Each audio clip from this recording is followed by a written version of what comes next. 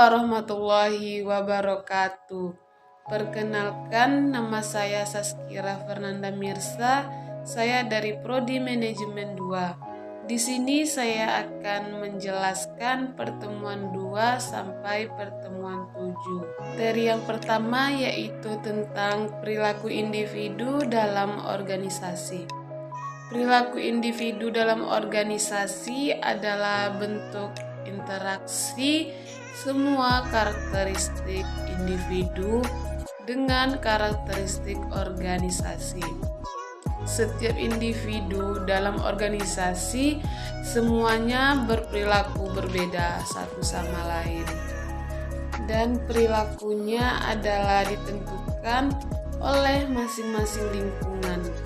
Perilaku individu juga dapat dijangkau dengan belajar karakteristik individu. Ciri-ciri karakteristik yaitu yang pertama, ciri-ciri biografi. Biografi yaitu ciri-ciri yang menempel pada individu dengan umur, bahwa umur penting terhadap bagaimana perilaku seorang individu. Ada 3 alasan yang menjadi umur penting untuk dijangkau. Yang pertama yaitu adanya persepsi bahwa semakin tua seseorang maka prestasi kerja akan adanya sedikit, dan faktor biologi, kemudian adanya kualita bahwa semua pekerjaan akan menua. Ketiga, adanya ketentuan peraturan pensiunan yang sifatnya perintah. Kedua yaitu kepribadian. Beberapa orang bersifat pendiam dan pasif, sementara yang lainnya ceria dan agresif. Kepribadian juga dinamis organisasi dalam individu. Ada 2 pengendalian kepribadian yaitu eksternal dan internal. Kemudian yang ketiga ada sikap. Sikap merupakan satu faktor yang harus kita dapat mengerti perilaku orang lain. Dengan saling mengerti individu, maka organisasi akan dapat dikelola dengan baik. Definisi sikap terbagi menjadi 3, yaitu efektif, kognitif, dan psikomotif.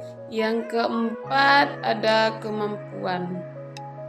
Pencapaian tujuan organisasi atau manajemen yang berhasil mengerjakan berbagai fungsi dalam suatu pekerjaan. Seluruh kemampuan seorang individu pada hakikatnya tersusun dari 2 faktor, yaitu kemampuan intelektual dan kemampuan fisik.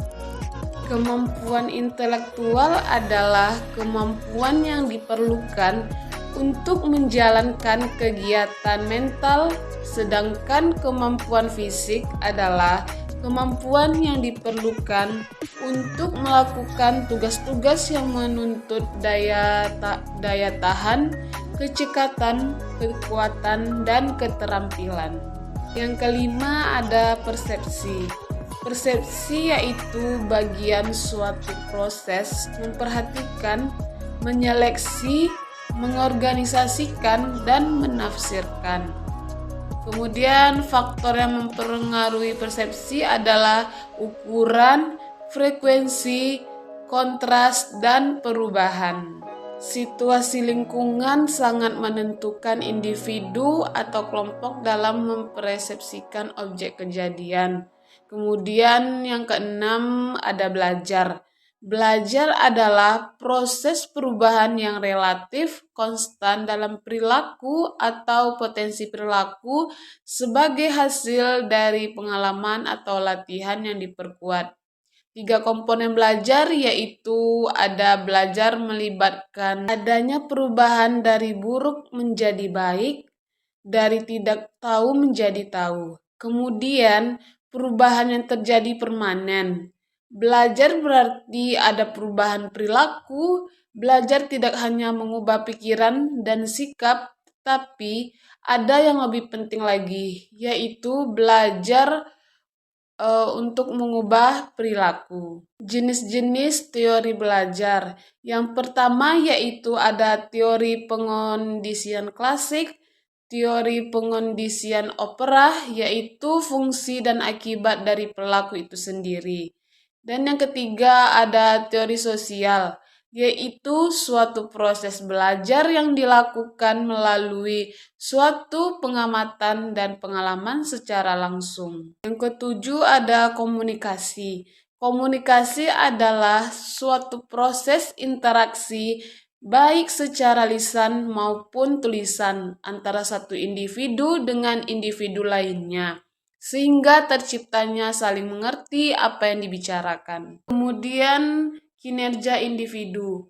Perilaku individu dapat dipengaruhi oleh usaha, kemampuan, dan situasi lingkungan. Usaha yaitu diwujudkan dalam bentuk motivasi, kemudian kekuatan yang dimiliki seseorang akan melahirkan intensitas dan kekuatan yang dilakukan secara sukarela. Motivasi ada dua macam, yaitu motivasi dari dalam maupun motivasi dari luar. Motivasi dari dalam yaitu keinginan yang besar akan muncul dari dalam diri individu tersebut untuk mencapai tujuan-tujuan dalam hidup. Kemudian dari luar bersumber yang menjadi kekuatan bagi individu tersebut untuk mencapai tujuan-tujuan hidupnya seperti pengaruh atasan, teman, keluarga, dan lainnya. Selanjutnya yaitu pendekatan-pendekatan untuk memahami perilaku individu. Untuk memahami perilaku individu dapat menggunakan pendekatan yang dikelompokkan menjadi 3 pendekatan, yaitu pendekatan kognitif.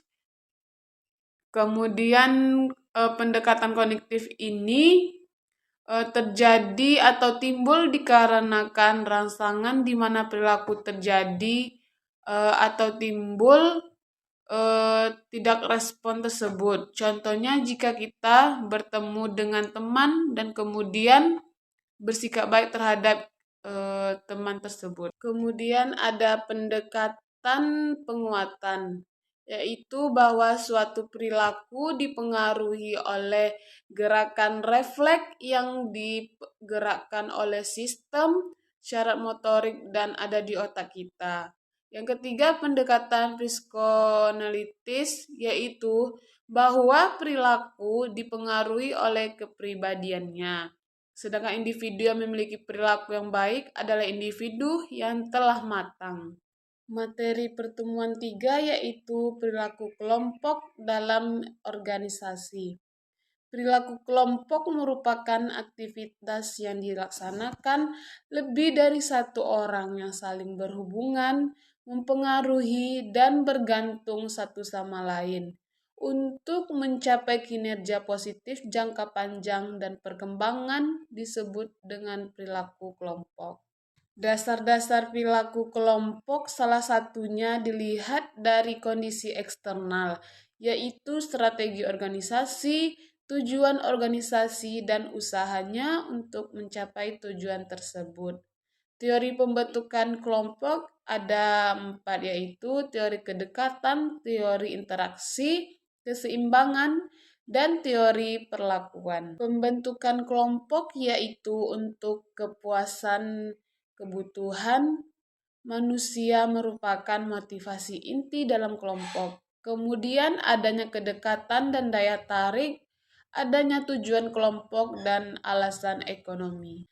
Materi pertemuan yang keempat yaitu ada standar kinerja. Standar kinerja adalah pedoman atau acuan untuk melakukan tugas pekerjaan sesuai dengan fungsi dan alat penilaian kinerja perusahaan berdasarkan indikator-indikator teknis dan sistem kerja. Fungsi standar kinerja yaitu sebagai tolak ukur untuk menentukan keberhasilan kinerja. Kemudian ternilai dalam melaksanakan pekerjaannya. Standar kinerja juga merupakan target, sasaran, atau tujuan upaya kerja karyawan dalam ukuran waktu tertentu. Cara agar karyawan bisa memenuhi standar kinerja yaitu dengan mengiming-imingkan karyawan untuk mencapainya. Jika hal itu tercapai, kepuasan kerja pada diri karyawan akan menjadi kriteria pengukuran kinerja setiap indikator kinerja. Dalam mengukur kinerja terdapat kriteria atau ukuran. Pertemuan 5 yaitu materi tentang evaluasi kinerja.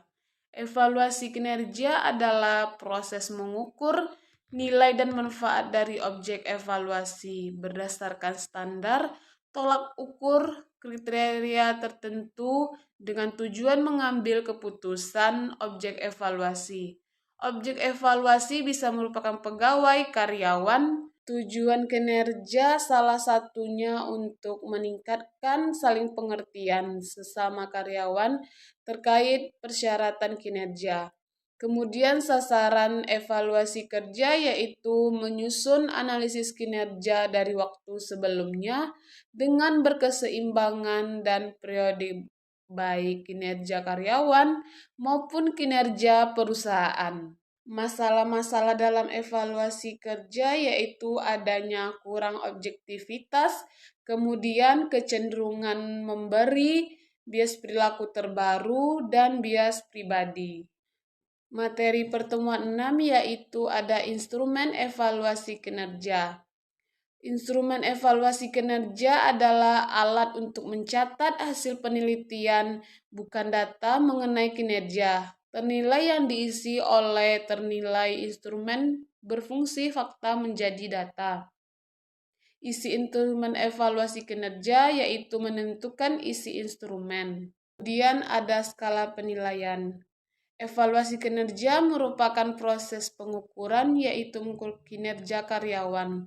Pengukuran adalah penetapan angka pada akhir-akhir kejadian atau kinerja untuk menunjukkan adanya perbedaan.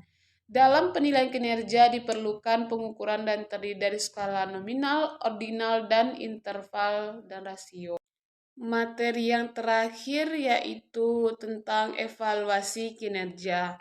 Evaluasi kinerja adalah memberikan nilai atau pekerjaan yang dilakukan oleh seseorang untuk diberikan imbalan, kompensasi, atau penghargaan.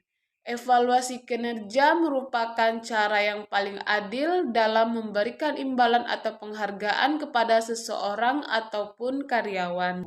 Fungsi evaluasi kinerja yaitu memberikan kepada operator ternilai mengenai kinerjanya ketika merekrut pegawai, kemudian mengukur keberhasilan karyawan dalam bekerja, dan penentuan dan pengukuran tujuan kinerja. Tujuan evaluasi kinerja adalah memperbaiki dan meningkatkan kinerja karyawan yang ada di dalam perusahaan.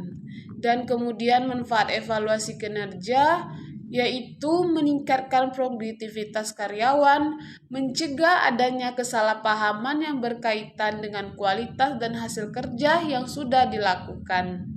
Kemudian membuat komunikasi antara pihak karyawan dan perusahaan lebih baik. Dapat memberikan informasi yang jelas mengenai hasil pekerjaan yang sudah dilakukan oleh karyawan.